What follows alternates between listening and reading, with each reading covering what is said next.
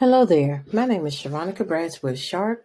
I'm currently the digital literacy coach at James B. Hunt High School in Wilson, North Carolina. I'm also a 2019 Keenan Fellow and a 2020 IMCS Ambassador. I'm so thankful to be a part of the Building Engineers in K through 12 Classrooms conference this year. Today we'll be talking about Virtual Ozobots ShapeTracer 1. And you will notice on each slide I do have my bit.ly there. So feel free to go to my presentation using that link. Today's objectives.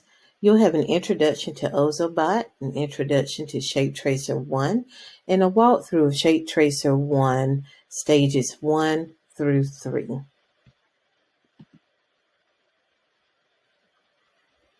I'm going to start off, like I said, with a short introduction of what Ozobots are.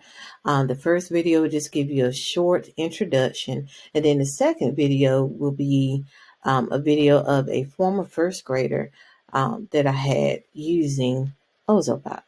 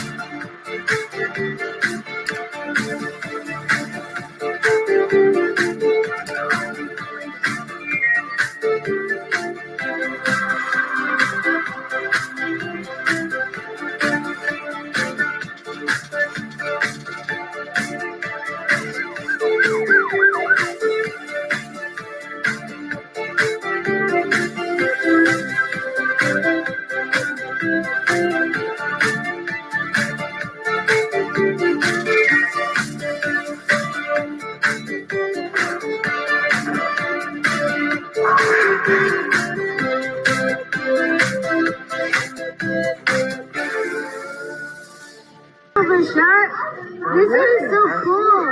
I know. Uh-oh. Look. Uh-oh, it speeded up. You gotta see. Got left one snowball. So in the first video, you witness Ozobots being coded or programmed using the program OzoBlockly. That's one way you can program these robots. And then in the second video, my former first grader was using what we call color block coding, where you use red, blue, and green, and black to code your Ozobot with different codes. We were actually doing a weather lesson, and they had to code their Ozobot to move the snow out of the way. So as you can tell, he was very excited doing this activity.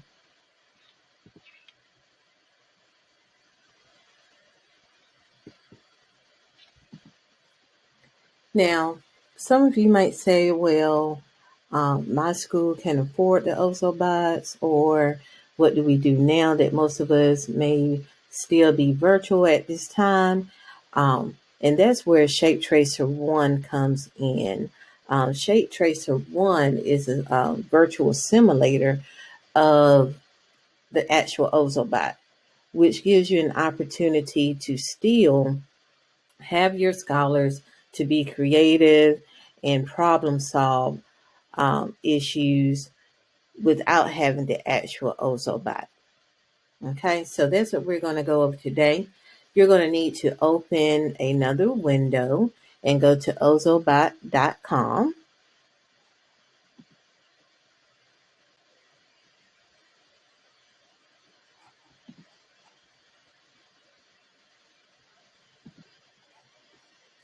Now, once you go to ozobot.com, you're going to click on Create right here.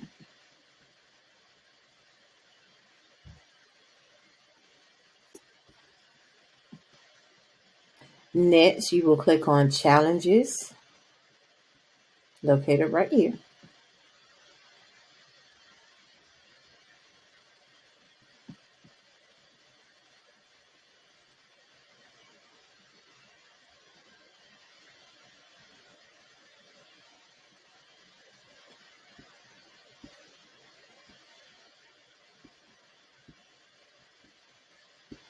And once you get there, you're going to scroll down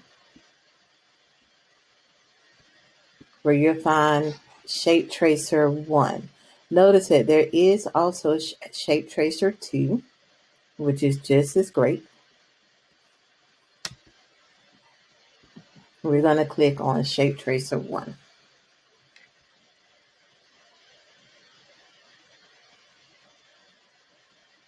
All right, so here we are. Before you get started, okay, be aware that on each level, there's a goal. And as you just saw, if you click that there, the goal pops up for you. So our first goal is to get Ozobot to trace the lines shown in the bot simulator on the right, which is here. Add a light effects block and set the bot's light color to match the line. Okay, and let's just note that the line is green. Add a movement block and adjust steps. One simulator square equals one step for the Ozobot. So what they're saying is each one of these squares is one step for our Ozobot here. Okay. Also, it's very important to know that this is the back of the Ozobot and this is the front, just so you'll know and be able to tell your scholars which direction the Ozobot is facing. And again, it's very important to make your scholars aware that the first thing they need to do is choose the color or the light effect block. So we're going to go here first to light effects. Okay, so here's our block. Now we can go ahead and we can drag this over to our workspace and we'll choose the color green simply because our line is green. Okay, so once we have that set, then we can go to the movement block. And we only have one right now because we're still in the first stage. Now, it's important to make sure, and I want to move this out of the way, it's important to make sure that we make sure these blocks are locked together, okay? So we're going to click it just like that, all right? And so this is a movement block, so we want this Ozobot to move forward. So we're going to leave forward there. There's a drop-down box here. So our Ozobot could go forward or backward. But in this case, we want it to go forward. Okay. And then we have to decide how many steps forward we want this Ozobot to go. Now remember, in our goal, it told us right here that one simulator square equals one step for our Ozobot. So keep that in mind. And let your scholars know that they can go back to that goal at any time. Okay. So what I need to do now is I need to come here and I just simply need to count my blocks. So 1, 2, 3, 4, 5, 6, 7, 8, 9, 10. Okay, so I'm going to try 10 steps. Right now, our speed is slow, but if you click on that drop down, you can do slow, medium, fast, or very fast. Since this is our first level, I'm going to keep it on slow. Okay, and just click off. All right, and so we have a bubble here that says you can press run to test your program in the simulator at any time. Try it now. Very important to let your scholars know that if it doesn't work the first time, that is completely okay because you can go back and make changes as many times as you need to. So we're going to click on run. All right, so we got that first level correct. And once that happens, you get a notification that says success.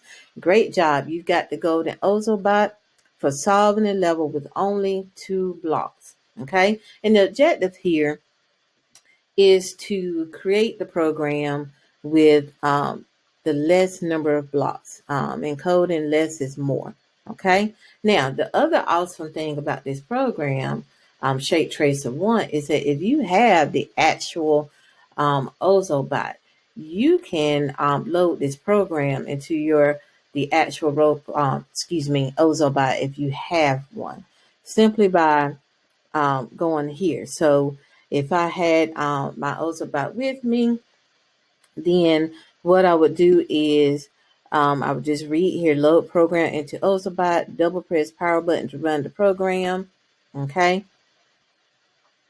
And I will place my Ozobot here. Again, this is your back end, this is the front, and I will click on load Ozobot. Okay.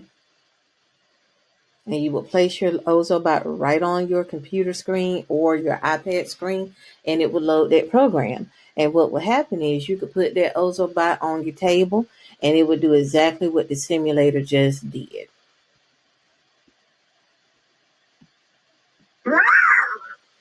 All right. So success again. We're going on to level 2. All right, so you can see that level 2 is a little more difficult. The color has changed for one thing, okay? And we have some turns now. So again, you can see that when we got to level 2, the goal did pop up, but I didn't see it. So all I have to do is press goal, and it tells me what the goal of this level is. All right, so this goal is to get Ozobot to trace the shape in the bot simulator. Don't forget to match the light effects to the line first. Again, that's very important that we do the light effects first. Otherwise, the code won't work. All right, so we're going to go to light effects, and we're going to drag this block on over to our work area. And now the color is already red, so we don't have to change that. But just as a reminder, just remember, if you click that color block, it shows you all of the colors here, all the possible colors that could be used. Okay. All right, and just click off of that. And now we want to drag our movement block over. But now we notice that instead of just having one movement block, we now have 2. Okay. And so what I'm going to do is just go ahead and drag both of them over. And I need to think about which one I need to use first. Okay. So I'm going over to my simulator, and I see that here's the back again, here's the front. And so I need to go forward. Okay. So I'm going to use this block first, and I'm going to make sure that it is clicked to my light color block. And again, I need to go forward. Okay. Now I need to think about how many steps do I need to take. Okay. So I need to go over to my simulator and count. And again, we're just counting the blocks here. 1, 2, 3, 4, 5. So I'm going to click on my drop down. I'm going to go to 5 steps. Okay. I'm going to keep my speed as being slow. Now I'm going to connect my rotation block. Okay. The rotation block is going to allow me to make that turn. Okay. So I need to turn right. So I'm going to click on my drop down, and I'm going to click on right. Okay. Now, what I always tell my scholars is only do maybe 1 or 2, no more than 3 lines of code first, just so you can kind of see what's going to happen. Because if you do too many lines of code, you might not be able to figure out if there is a problem, where it is. Okay. So I'm going to run my program and see what happens. Okay, so now I know that I am where I need to be. My Ozobot has turned in the right direction because I know that this is the front of my Ozobot and this is the back. So we are good to go. But now I need to figure out what comes next. So I know I need to go forward, but how many steps do I need to go forward? So I'm going to count my boxes again. 1, 2, 3, 4, 5. And it looks like this time I need to make a left. So I'm going to go back over to my movement boxes. I'm going to bring down my first movement box, and then I'm also going to drag over my rotation movement box. Okay, I am going forward, and I believe I said we're going 5 steps, and we're going to turn left. Okay, now right here on our rotation block, we have a slight left here. Now I'm going to leave that there just to see what happens, okay? So what we're going to do is we're going to reset our simulator, and now we're going to run it. All right, so if you look closely here, you can see that our Ozobot is kind of pointed in a diagonal position. He really didn't turn as far as he needed to. So I'm going to go back to my my program, and this time instead of doing slight left, I'm going to do left. Okay, go back over, reset your simulator, and run it again. So now my Ozobot has fully turned. He's made a full left turn, and he is ready to go forward again. Okay, so I know that I need to go forward. I'm going to drag over my movement block that's going to allow me to go forward, and I need to count again. So 1, 2, 3, 4, 5. Now, just to see what happens here, I'm going to leave this forward, but instead of putting in 5 steps, I'm going to do 4 steps just to see what happens.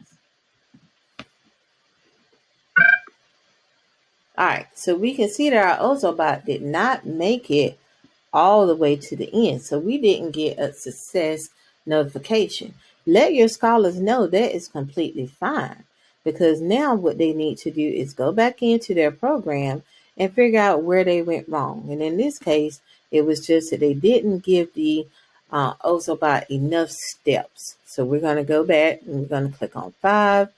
We're going to reset the simulator, and we're going to run. And now we have success. So as you can see, as the kids are going through the, this activity and they're enjoying it, they're having fun, but they're also learning how to be creative problem solvers, how to communicate with one another if they're working in pairs, which is awesome. All right, so we're going to go to the next level. And of course, again, if you wanted to load this program to your Ozobot, you certainly could, just simply by placing or holding your Ozobot here. And again, this would be the back end, this would be the front, and you click on Load Ozobot, and it would load this program onto your Ozobot. All right. Success. On to the next level, which is level 3.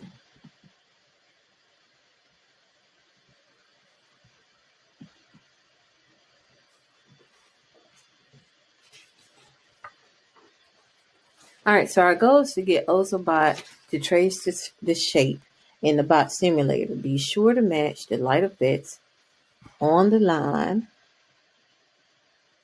to the line, for each movement. So, as I stated before, each level is a little more difficult. And this time we have 2 different colors that we have to take into consideration. Okay, so remember, we always go with our light effects block first. And the first color we have is blue. So we're going to change this color to blue. Okay. And then we have to think about the movement we need to make. So again, back end of your Ozobot, front end of your Ozobot. So your Ozobot is going forward. So we're going to go over. We're going to bring over our forward moving movement block. We're going to keep this drop down as forward. And then again, we have to go back over and count our blocks. Now, what makes level 3 a little more difficult too is that it's not starting right here where the lines are intersecting. It's kind of starting in the middle here, which is fine. We still are going to complete this the same way. We're just going to count our squares or blocks. So 1, 2, 3, 4, 5. Okay. So 5 steps forward. I'm going to speed it up a little bit this time. Let's do a medium speed. And let's go ahead and do a rotation or a turn. And we're going to the right this time. So let's click on right and let's run the program. All right, looks like our Ozobot is exactly where it needs to be. Here's the back, here's the front. It's facing the way that it needs to go now. So our color is still blue.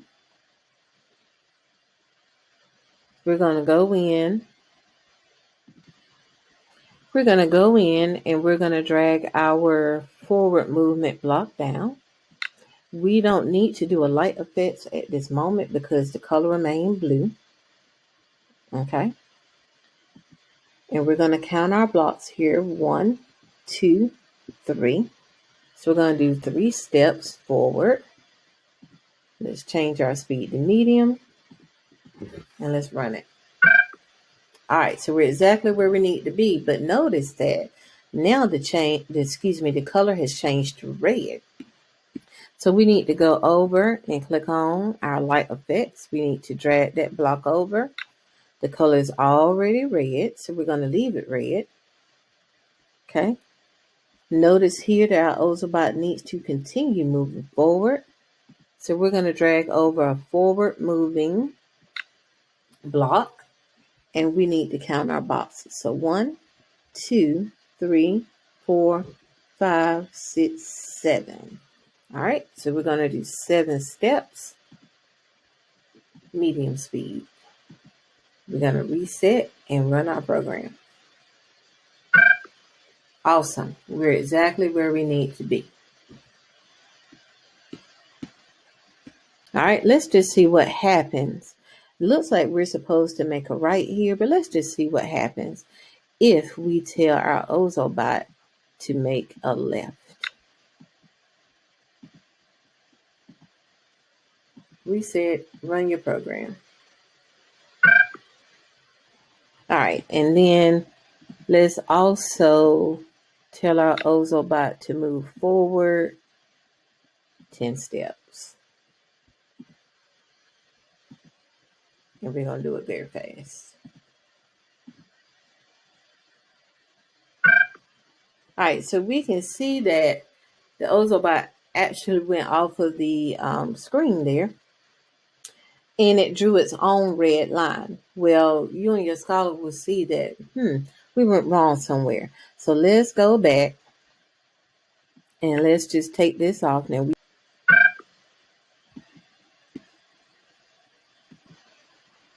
So we see that the Ozobot did not go where we needed to go. So we can go back in and we can make changes. So now instead of rotating to the left, we're going to tell our Ozobot to rotate to the right.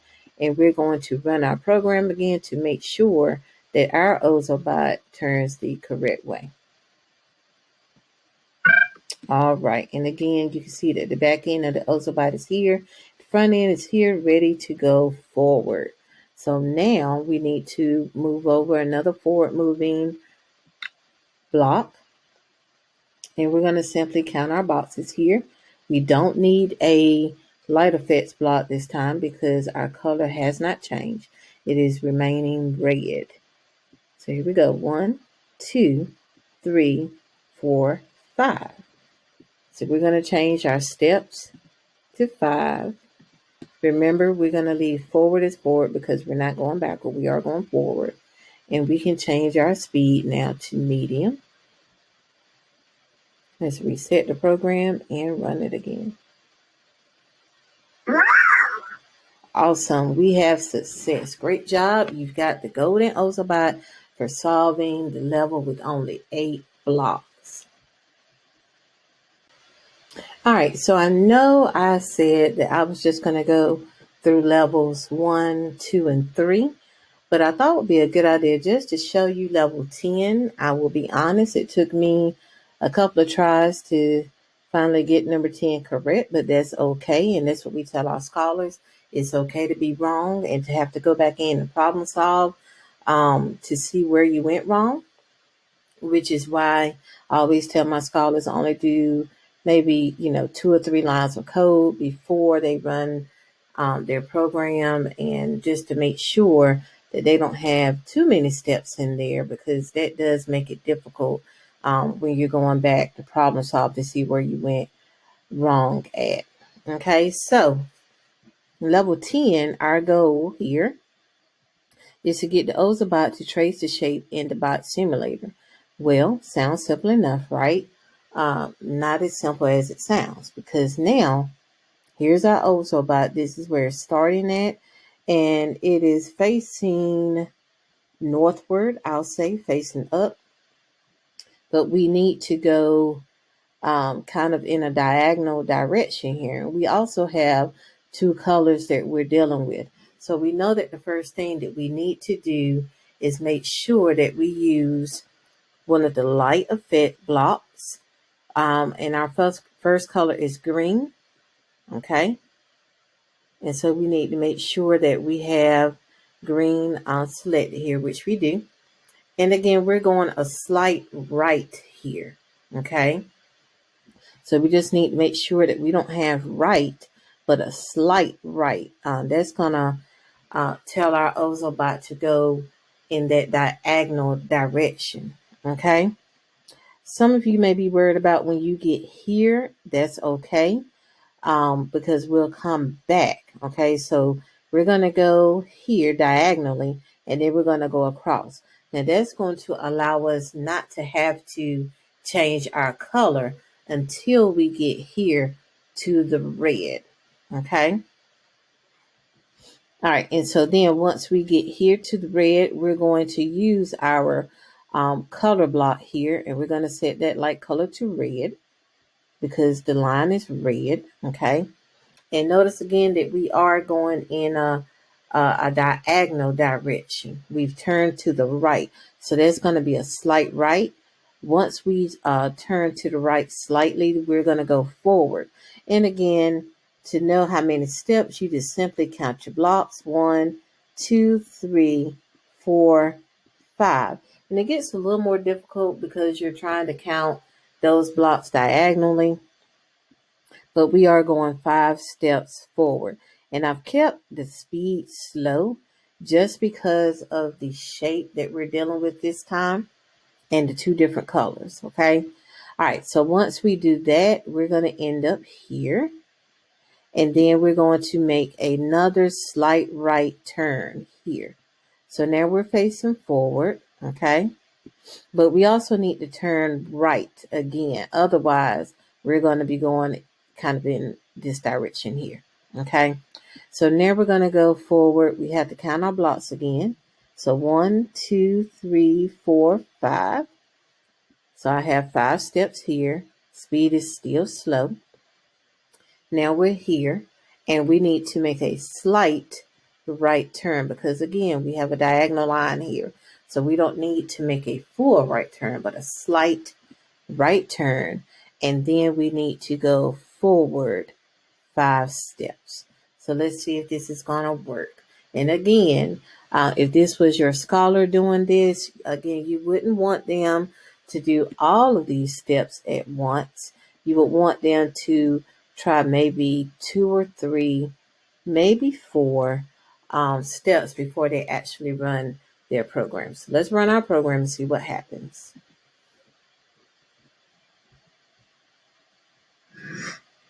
All right, and we have success. And again, that did not happen the first time. That took a couple of tries. Just as a reminder, if a scholar wanted to upload this program to their Ozobot, they would simply place the Ozobot here. This is the back of the Ozobot. This is the front. Right on their screen, whether they're using a Chromebook, a laptop, or a tablet. They would simply put the Ozobot here and click on Load Ozobot, and this program that they have written will upload to their actual Ozobot.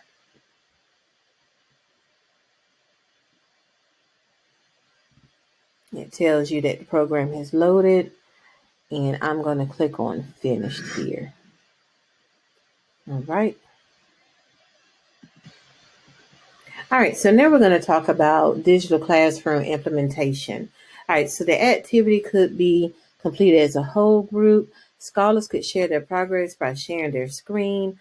They could ask questions by sharing their screen as well. This activity could be completed independently Also, scholars would discuss how they completed each of the 10 levels, what they did, what they had to do to go back in and problem solve, and they could also share their solutions with the class using screenshots.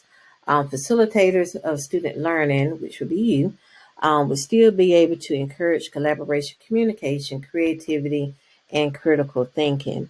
And again, this is a great activity to use, especially if you don't have the actual Ozobots, or again, if you're still teaching virtually. Keep in mind, you don't have to be a computer science teacher. You really don't have to know a lot about coding to complete this activity with your scholars. It's also a great activity to do during the week of Hour of Code as well. You don't have to spend any money, which is always great. So if you have any questions or comments, please feel free to send me a message on Twitter at TechShorty. You will also have access to my email address as well. It has truly been a pleasure to be a part of the Building Engineers in K-12 classrooms this year. Here are some useful links for you. I have the Ozobot website here. ShapeTracer 1 is here. The solutions, which are always great for ShapeTracer 1, there's a link here. And then for the Ozobot ShapeTracer 1 slides, and again, I have a bit.ly right here. You are more than welcome to access the presentation that I've shared with you today. In order to receive your CEU credits, please fill out this evaluation in order to receive your 0.1 CEU credit for this session. The deadline to do this is Monday, November 30th. And here is the link here. I thank you so much for sharing your time with me today. And I hope you have an awesome conference. Thank you again.